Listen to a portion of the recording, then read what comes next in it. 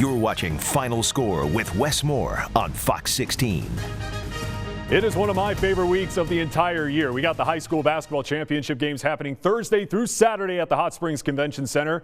Obviously, we encourage all basketball fans to make the trip to Hot Springs, but if you can't make it, you can watch and hear this guy calling the games this weekend. RJ Hawk from 103.7 The Buzz joins us to help preview the week ahead. And like I mentioned, for those not being able to make it to Hot Springs, there are two different ways that fans can catch the action. Yeah, Ben, you can totally watch on AETN, and then we also encourage people to listen on 103.7 The Buzz. It's one of those times of the year that we cover men's basketball, women's basketball. It's a special time of the year just because all classifications are covered. You've got 1A through 6A this year, and if you're in the area, if you're in Hot Springs, I always encourage people to go to the games because the atmosphere is unreal. But if you can't, there are some people, especially for early games, that they can't make it for that, so they want to listen at work or watch at home, and they have two options now. Right, especially with some of the games starting, very early in the afternoon, like at 2:30 or 4:15 or whatnot. So broadcaster-wise, obviously we got Eric Sullivan, Bobby Swafford. Who else can we hear and see on the call this week? Well, on TV, you've got, as you said, Bobby and Eric, and then Scott Inman,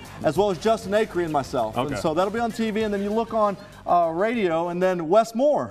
He's going to be joining us on the radio this year. Bob White, and then Eric Sullivan will do some games as well. So, we've got some talented broadcasters in this state, and I know you've done games in the past, and it's just there's so many games. We want to try to get as many people involved, and once again, it's always fun to prep for these games, but at the end of the day, it's for the kids. These kids are going to. It was funny. I was up in Cedar Ridge the other day, and a kid was up there. He was actually working for a restoration company, and he says, "Hey, you called my game whenever we played at Barton Arena." That's awesome. And so, it's things like that. It's always fun to be able to talk about games of the past, who's won in the past, and be able to call those and make history. Yeah, I was going to ask, where was my invite?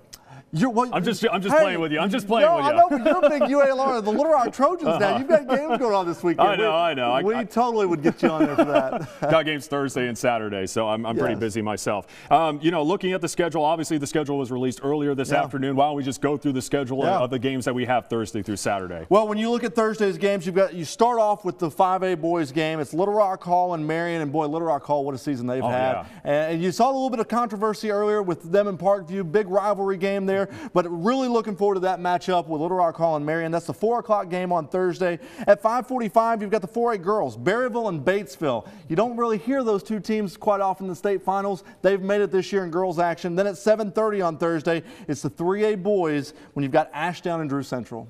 So when you move into Friday, though, the schedule's changed up a little bit this year compared to last. You've got now 4 games on Friday. So you've got 3 on Thursday, 4 on Friday. It all starts at 2:30 on Friday, and that's the 6A girls, Bentonville and Northside. We always hear in football the Northwest Arkansas teams having to make it all the way down to Central Arkansas, but these two are really good basketball teams, especially in girls action. Then the 4:15 game, that's the big one in the 7A action, or well, it's 6A now. They eliminated the 7A, but 6A action, it's the boys Northside and Bryant. Think about this, Ben. You've got the Bryant Hornets, who won a state championship in football this year.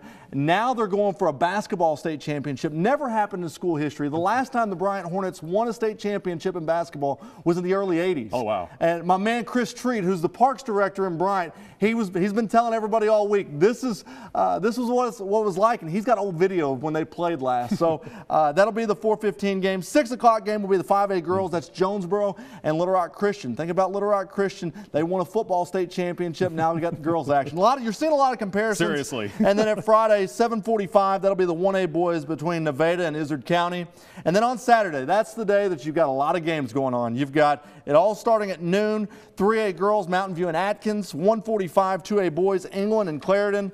The 3:30 game will be Wonderview and Rural Special. Now, I don't know if you know where Rural Special is. I had to ask, but it's up in Mountain Home right there. It's one of the consolidated schools that consolidated with Mountain Home all the way at the north part of the state. So they're going to make the trek down at 3:30. Then 5:15, the 4A boys, Magnolia and Little Rock Mills. And then rounding out the entire 3-day festivity, you've got the 7 o'clock game, 2A girls, which will feature Riverside and Melbourne.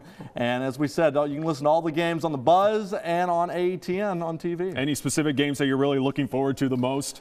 Well, I think really when you look at it, of course the Northside and Bryant game is one. I really look forward to seeing that Ashdown and Drew Central game. Ashdown, they made a run in the state tournament. Now they're going to take on that Drew Central team. The other game that I'm looking forward to is Little Rock Hall and Marion, and then Magnolia and Little Rock Mills. I'm kind of curious about those games as well. Think about this. 7 teams from last year's state championship games, like the entire tournament last year, 7 teams from that last year's grouping are back this year. Oh, wow. Yeah. Wow. So. Wow.